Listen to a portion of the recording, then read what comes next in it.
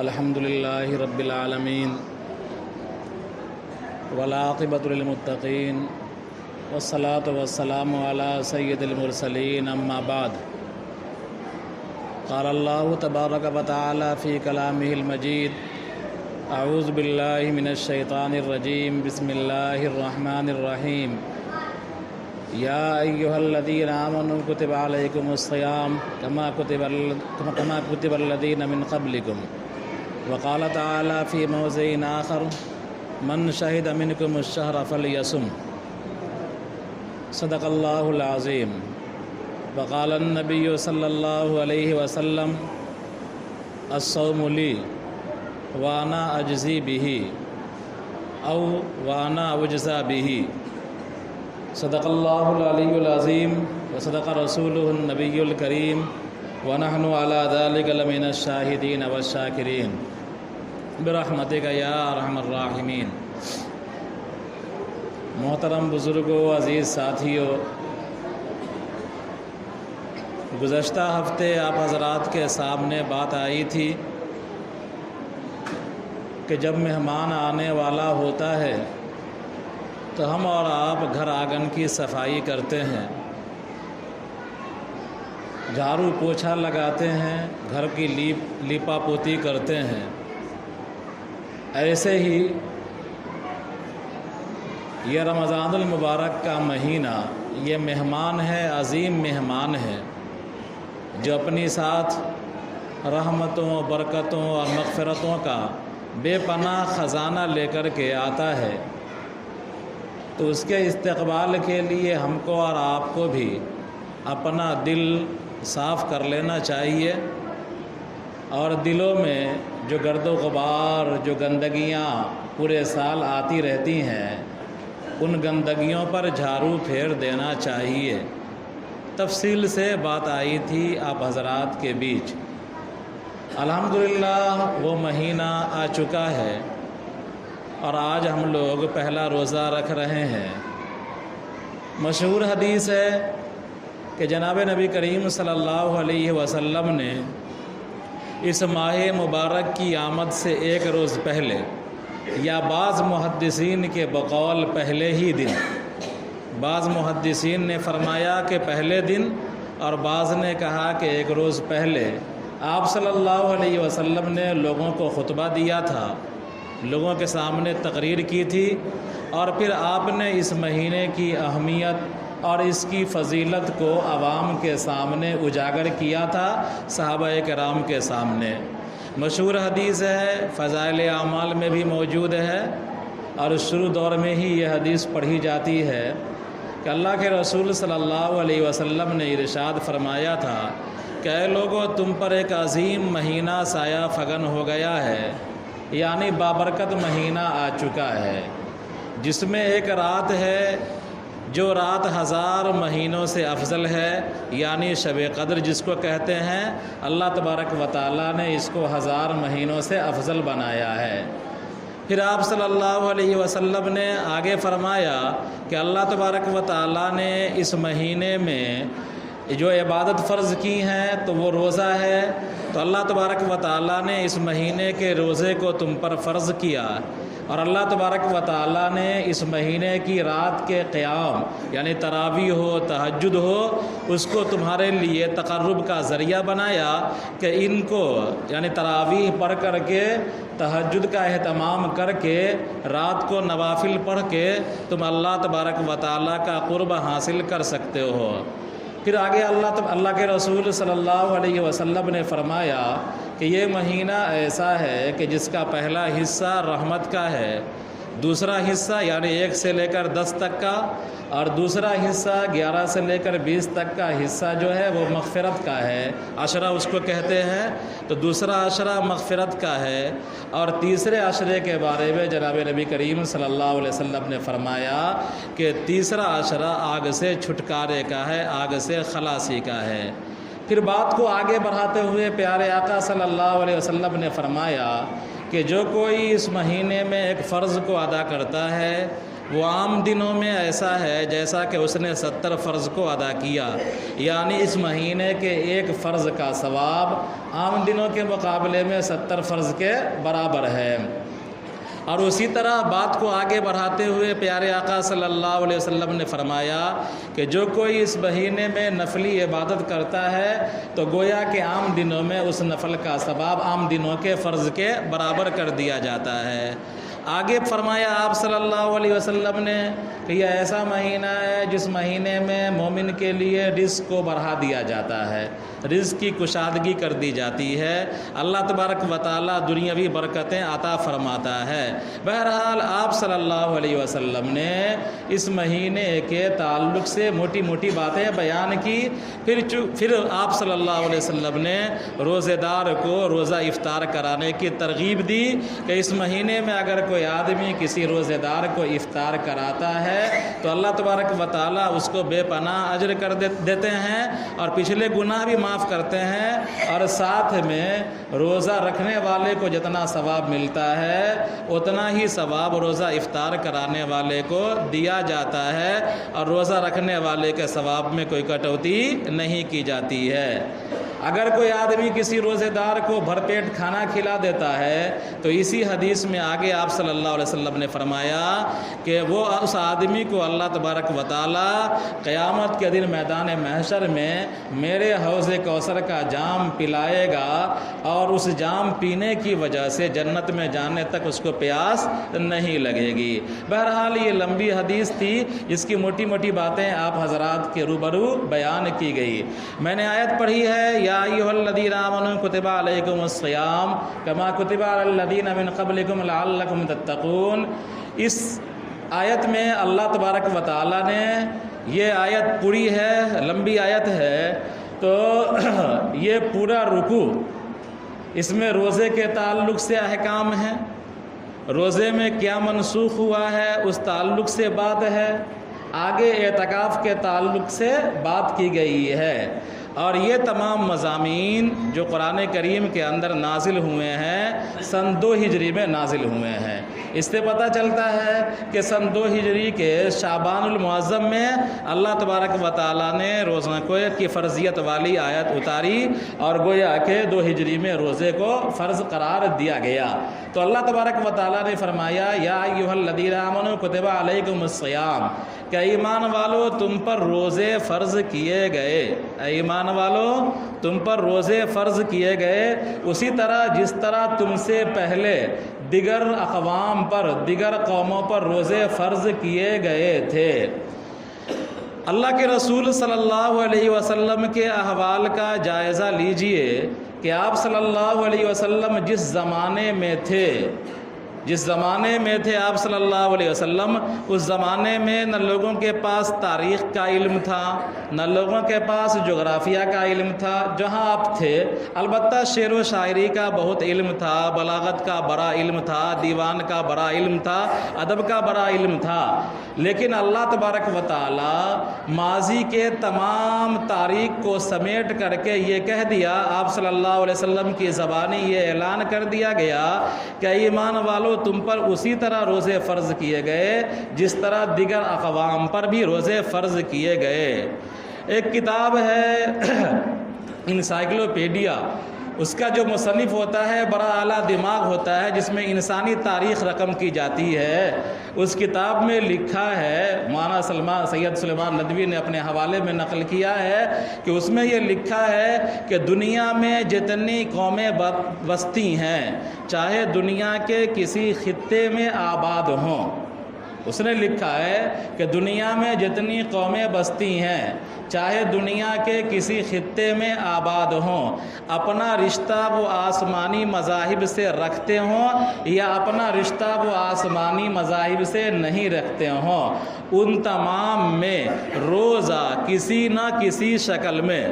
اسی کتاب کا مصنف لکھا ہے کہ ان تمام میں روزہ کسی نہ کسی شکل میں موجود ہے، روزے کی شکل و صورت موجود ہے۔ تو اللہ تبارک و تعالیٰ نے 1400 سال پہلے عرض کر دیا کہ ایمان والو تم پر روزے اسی طرح فرض کیے گئے جس طرح دیگر اقوام پر روزے فرض کیے گئے تھے۔ بہرحال روزے کی فرضیت ہوئی۔ رمضان المبارک کے روزے سے پہلے عاشوراء کا روزہ نبی کریم صلی اللہ علیہ وسلم رکھا کرتے تھے۔ ایام بیز کا روزہ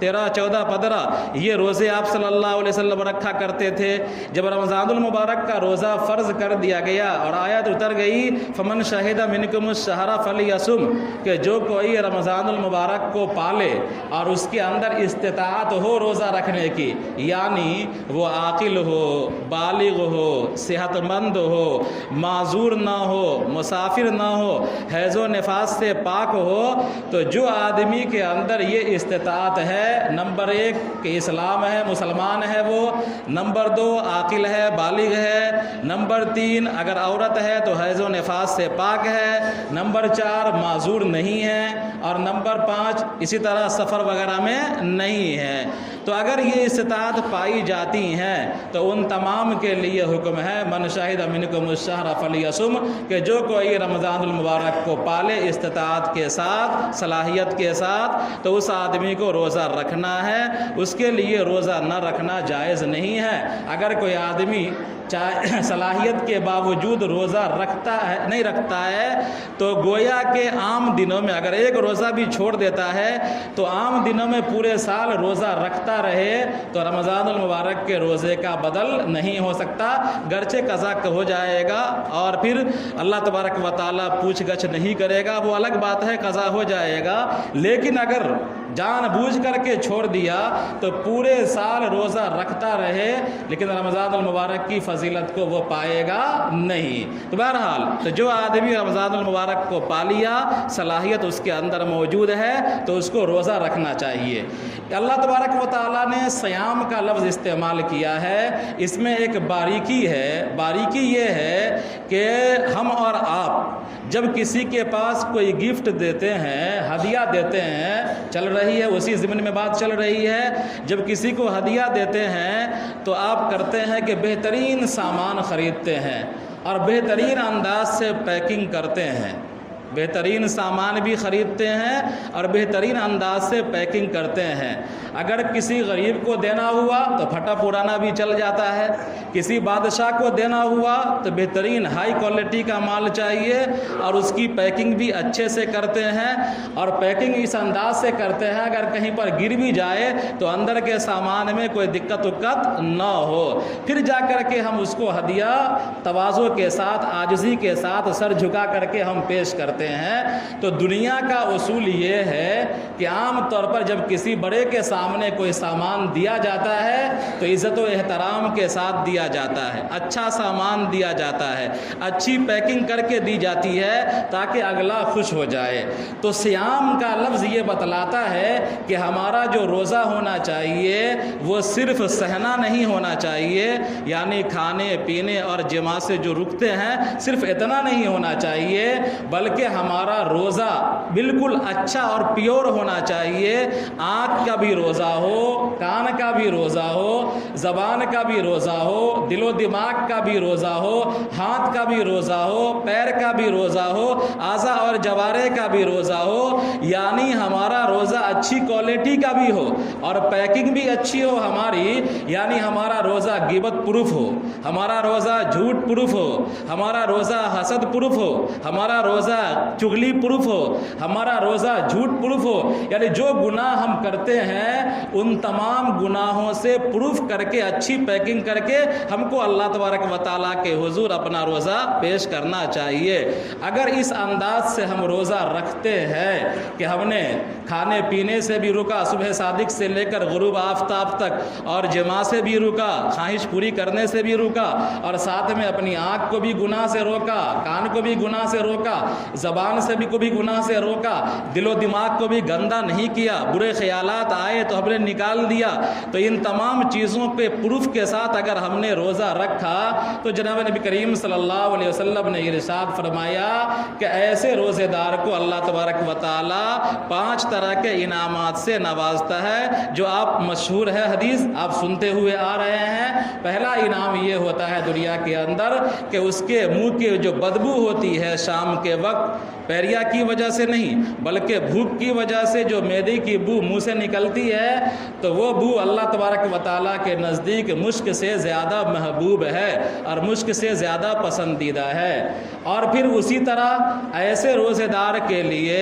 دنیا کی تمام مخلوقات، چاہے خشکی میں رہنے والی ہوں چاہے وہ تری میں رہنے والی ہوں، تمام مخلوقات ایسے روزے دار کے لیے دعائیں کرتی ہیں۔ اور اسی طرح ایسے روزے دار کے لیے جنت کو اللہ تبارک و تعالیٰ روز سجواتا ہے کہ اے جنت تم سجتی رہو، فرشتوں کو حکم دیتا ہے کہ سجاتے رہو، ان قریب یہ بندے اپنے تمام مشکلات کو عبور کرتے ہوئے تیرے پاس آ جائیں گے اور تیری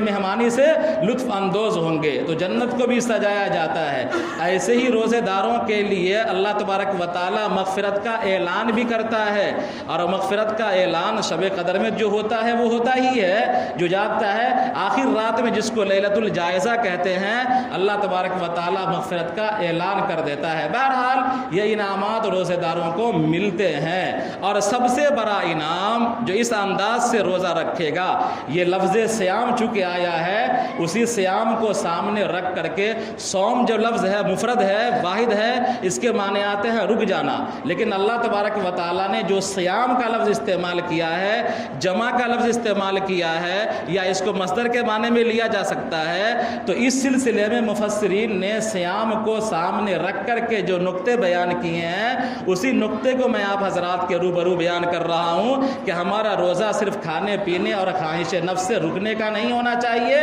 بلکہ ہمارا روزہ تمام گناہوں سے رکنے والا روزہ ہونا چاہیے۔ ایسے روزہ رکھ کر کے اگر ہم جائیں گے تو اللہ تبارک و تعالیٰ نے فرمایا کہ الصوم لی وانا اجزا بھی وانا اجزی بھی، کہ روزہ میرے لیے ہے اور میں خود اس کا بدلہ ہوں، یا میں خود اپنے ہاتھوں سے اس کا بدلہ عنایت کروں گا۔ حدیث کے اندر ہے کہ تمام اعمال کے اللہ تبارک و تعالیٰ بدلے دیتے ہیں 10 سے لے کر کے 700 گنا تک یا اس سے زائد، لیکن روزہ ایسا عمل ہے جس کے بارے میں اللہ میاں نے کہا کہ خود میں اس کا بدلہ ہوں، یا اللہ تبارک و تعالیٰ خود اپنے ہاتھ سے عنایت کریں گے، اور جس کا بدلہ اللہ خود دے دے یا خود کہہ دے کہ میں ہی اس کا بدلہ ہوں، اب اس کے لیے کون سی چیز باقی رہ گئی؟ اگر ہندوستان کا PM کسی کے کہہ دے کہ میں تمہارے ساتھ ہوں، تو وہ آدمی ہندوستان کا اپنے آپ کو نائب PM سمجھنے لگتا ہے اور سارا کام کرنے لگتا ہے۔ تو اللہ تبارک و تعالیٰ خود کہہ دے کہ میں ہی بدلا ہوں، تو کتنا بڑا انعام ہے اس کے لیے۔ لیکن یہ انعام اسی کو ملے گا جس کا روزہ ہر اعتبار سے پروف ہو اور جس کا روزہ تمام گناہوں سے بچا ہوا ہو۔ بہرحال یہ مبارک مہینہ ہے، عام دنوں میں بھی ہم کھاتے پیتے ہیں، اس مہینے میں بھی ہم کھاتے پیتے ہیں، ٹائمنگ چینج ہوتی ہے، عام دنوں کے مقابلے میں ہو سکتا ہے بعض لوگ رمضان میں زیادہ بھی کھاتے ہیں۔ بہرحال تو یہ کھانے پینے پر بھی اللہ تبارک و تعالیٰ اجر دے رکھا ہے۔ حدیث کے اندر ہے کہ تسحروا فإن فی السحور برکہ، کہ اے لوگوں تم برکت والا کھانا کھایا کرو، سحری کیا کرو، اس لیے کہ سحری کے اندر برکت ہے۔ اب جس کو نبی کریم صلی اللہ علیہ وسلم جس کھانے کو برکت والا کھانا کہہ دے تو اس سے زیادہ بابرکت کھانا کون سا ہو سکتا ہے؟ تو سحری کھانا چاہیے، اہتمام کرنا چاہیے۔ ایک دوسری حدیث کے اندر ہے کہ ہمارے درمیان اور دیگر اقوام کے روزوں کے درمیان فرق سحری کھانا ہے، کہ دیگر قومیں سحری نہیں کھایا کرتی ہیں لیکن یہ مومن قوم سحری کھاتی ہے۔ ایک اور حدیث میں جناب نبی کریم صلی اللہ علیہ وسلم نے فرمایا فرمایا کہ اللہ اور اس کے فرشتے سحری کھانے والوں پر برکت اور رحمت بھیجتے ہیں. ان اللہ و ملائکتہ یصلون علی المتسحرین کہ اللہ تبارک و تعالیٰ اور اس کے فرشتے سحری کھانے والوں پر رحمت بھیجتے ہیں. یہ ان اللہ و ملائکتہ درود کے بارے میں آتا ہے کہ اللہ اور اس کے فرشتے نبی کریم صلی اللہ علیہ وسلم پر رحمت بھیجتے ہیں. لیکن سحری کا عمل اتنا اونچا عمل ہے کہ اللہ اور اس کے فرشتے ہمارے اس عمل پر بھی اپنی رحمت بھیجتے ہیں. اسی طرح افطار ہم لگاتے ہیں. افطار کے وقت ہم کچھ کھاتے ہیں افطار میں. تو افطار کے کھانے کے بارے میں بھی نبی کریم صلی اللہ علیہ وسلم نے فرمایا ہے کہ کوئی بھی کھانا کھائیے اس سے پہلے دعا کیجئے تو کوئی فضیلت نہیں ہے. لیکن افطار سامنے لگا ہوا ہے اور ہاتھ اٹھا کر کے یا بغیر ہاتھ اٹھائے ہوئے اگر آپ دعا مانگتے ہیں تو فرمایا کہ یہ دعا اللہ تبارک و تعالیٰ قبول فرماتا ہے. عبداللہ ابن عمر رضی اللہ تعالیٰ عنہ افطار سے پہلے جب افطار لگ جاتا تھا غروب سے کچھ دیر پہلے تمام بال بچوں کو جمع کر لیا کرتے تھے اور اہتمام سے افطار سے پہلے دعا کیا کرتے تھے. اور یہ حدیث بیان کرتے تھے کہ جناب نبی کریم صلی اللہ علیہ وسلم نے فرمایا کہ افطار سے پہلے کی جو دعا ہوتی ہے وہ دعا مستجاب ہے، یعنی وہ دعا قبول کی جاتی ہے. افطار میں جو ہم خرچہ کرتے ہیں، لوگ کہتے ہیں ایک جملہ کہتے ہیں رمضان میں کوئی حساب کتاب نہیں. یہ غلط ہے. رمضان میں کوئی حساب کتاب نہیں کہ تمہیں خرچہ کر دو، یہ غلط ہے. یہ جملہ غلط ہے، کوئی حدیث نہیں ہے. البتہ سحری اگر آپ بیسی کھا لیتے ہیں، افطار اگر بیسی کھا لیتے ہیں تو اس پر کوئی حساب نہیں ہوگا. لیکن رمضان میں اگر آپ 1 روپے کی جگہ 5 روپیہ خرچہ کرتے ہیں، 10 روپیہ خرچہ کرتے ہیں تو یہ اسراف کہلائے گا، اس کا حساب ہوگا. تو یہ ذہن سے نکال دینا چاہیے کہ رمضان میں جو بھی خرچہ کر دیں گے تو اس کا حساب نہیں ہوگا. اگر اسراف کرتے ہیں، خیر کے کاموں میں جتنا خرچہ کر دیں گے اللہ اجر دے گا. لیکن اگر خیر کا کام نہیں ہے، جائز کام ہے، لیکن پھر بھی اگر آپ حد سے زیادہ خرچہ کرتے ہیں تو حساب ہوگا. لیکن افطار اور سحر یہ دونوں ایسا عمل ہے، اس میں اگر آپ زیادہ استعمال کر لیتے ہیں کسی چیز کو تو اس کا مواخذہ نہ ہوگا، اس کا حساب نہ ہوگا.